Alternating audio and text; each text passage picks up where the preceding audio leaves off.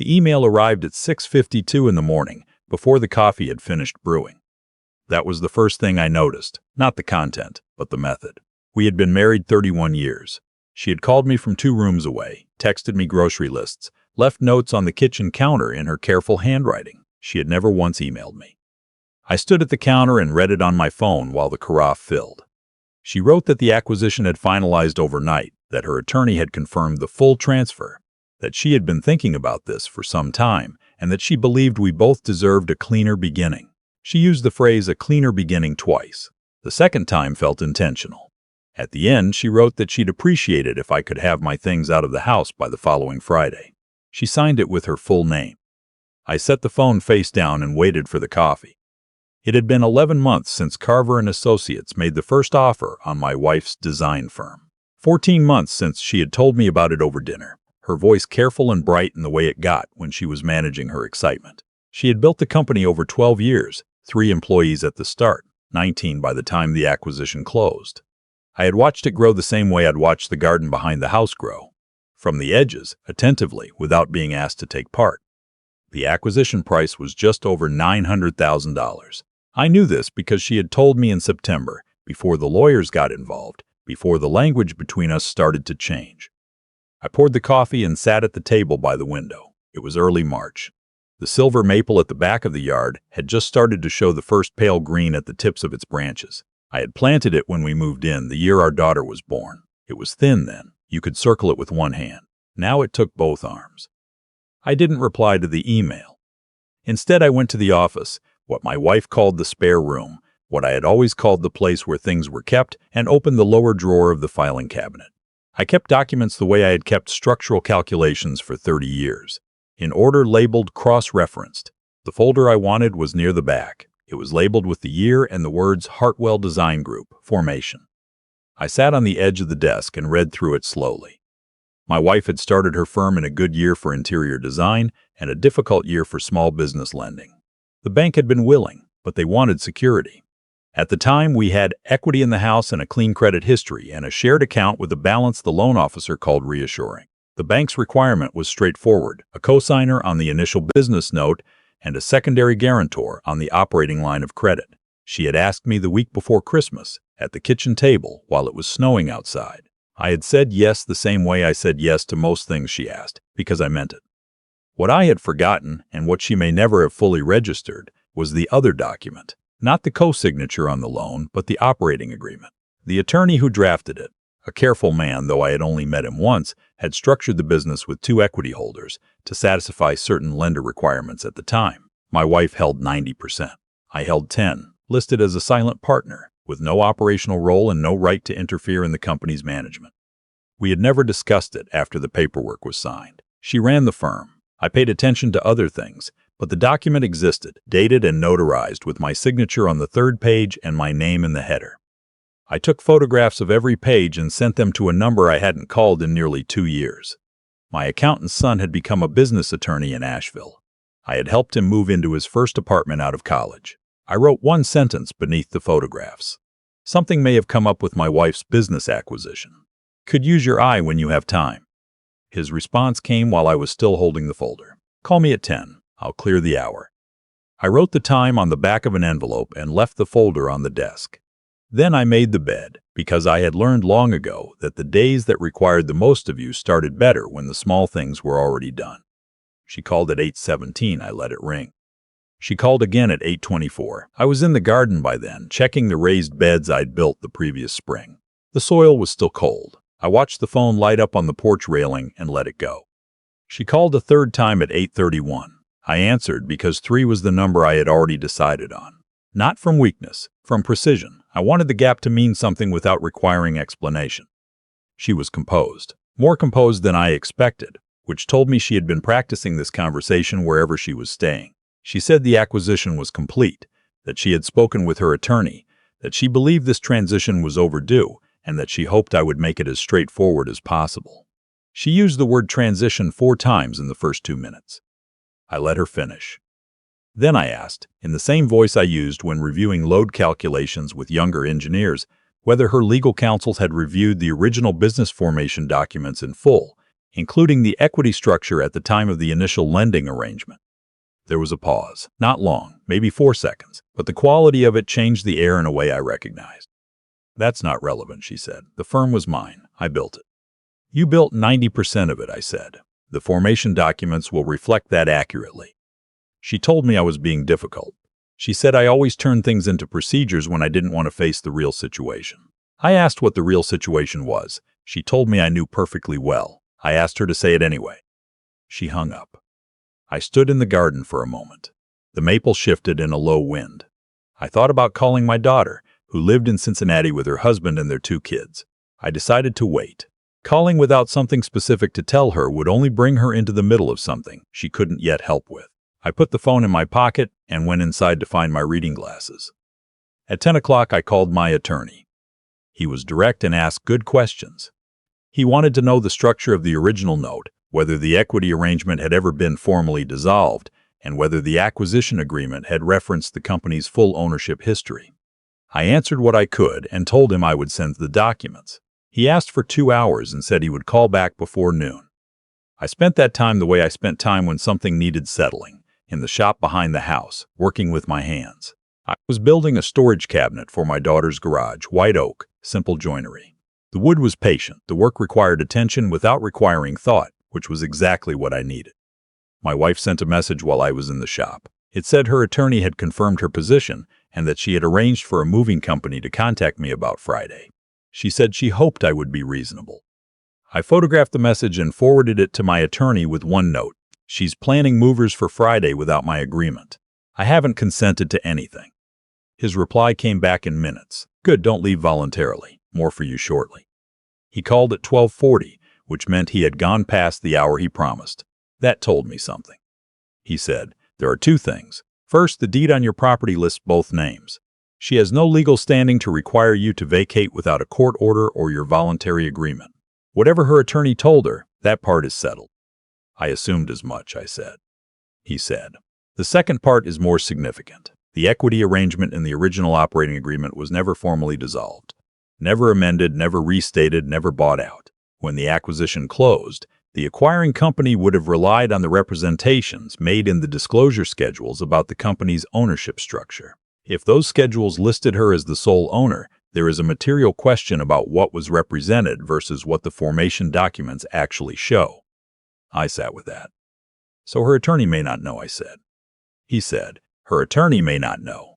Or her attorney knew and hoped you didn't. What I know is that the acquiring company has a remedy process built into the agreement for exactly this kind of discrepancy. And that process involves a lot of people your wife would not want involved right now. Their second payment tranche, roughly 30% of the acquisition, is held in escrow for 90 days post-close.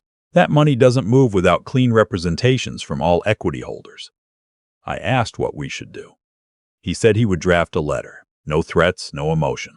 Just the facts as they existed, the deed, the equity arrangement, the questions it raised, and a request that her counsel confirm in writing that they had reviewed all relevant formation documents before advising their client on her current position. He said letters like this didn't need to say anything threatening, because what they implied was already loud enough. It took him 31 minutes to draft it. I drove to his office and sat across from him while he finished. When he slid it across the desk, I read it twice.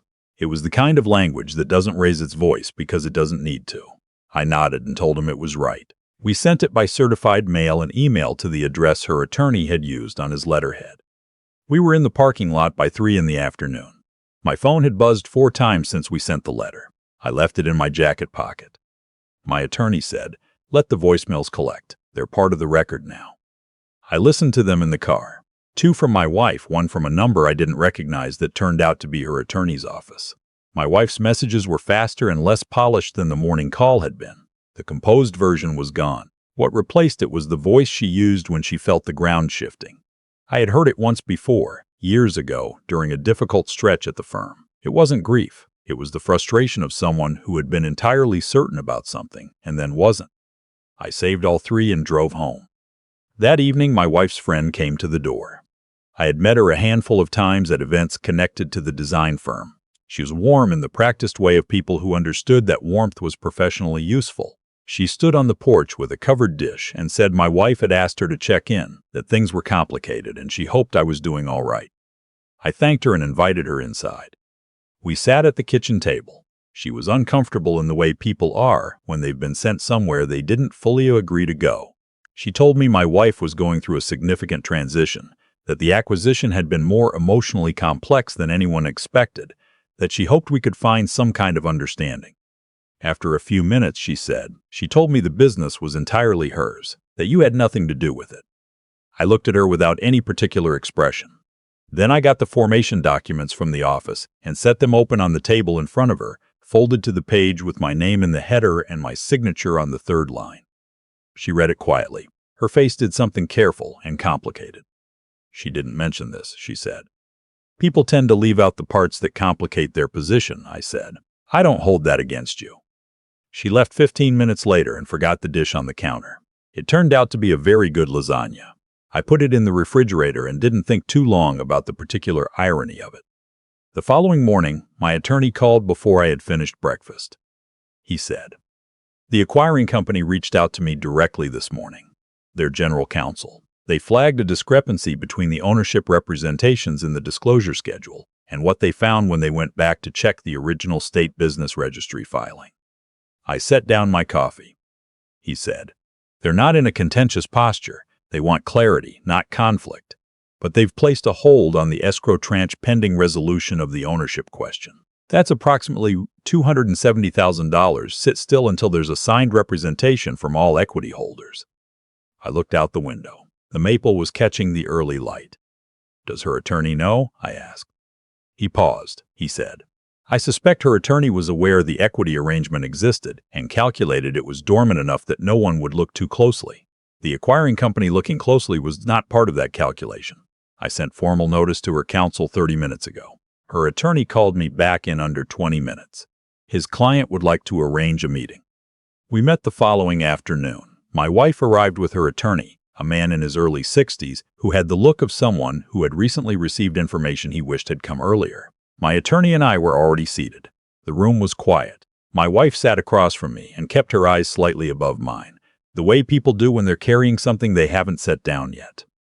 Her attorney opened with a prepared statement about the complexity of long-term marital arrangements and the legitimate interests both parties held in the acquisition outcome. My attorney listened without moving. When the statement finished, he placed 2 documents on the table. The first was the formation agreement. The second was a 1-page letter from the acquiring company's general counsel confirming the escrow hold and the outstanding signature requirement.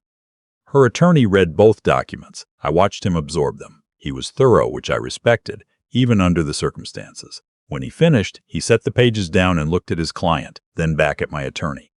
He said carefully, "My client was not fully briefed on the equity structure at the time the business was established." My attorney said, "We understand. That's why we're here rather than in direct correspondence with the acquiring company's legal team." The room shifted in the way rooms shift when the last card has been placed and everyone can see it. No one raised their voice. No one leaned forward. But the quality of the silence changed entirely, the way a space goes quiet when something that was being contested has simply stopped being contested. My wife looked at me then, directly for the first time since we sat down. I held it without looking away. "I didn't know you were still on it," she said. "It was quiet and even, not quite an apology. Not quite, not one." "The attorney who drew up the papers was careful," I said. "More careful than either of us remembered." The meeting lasted another 50 minutes. The attorneys worked through the framework. The escrow question would be resolved cooperatively. The deed matter was acknowledged, and if my wife chose to pursue formal separation proceedings, those would move through proper legal channels at a proper pace. No rushing, nothing forced. I kept the house. That was not a negotiated point so much as a recognized one. There was nothing to negotiate because there had never been legal standing to remove me from it. The movers were canceled. I found out later she called them herself from the parking garage before she left the building.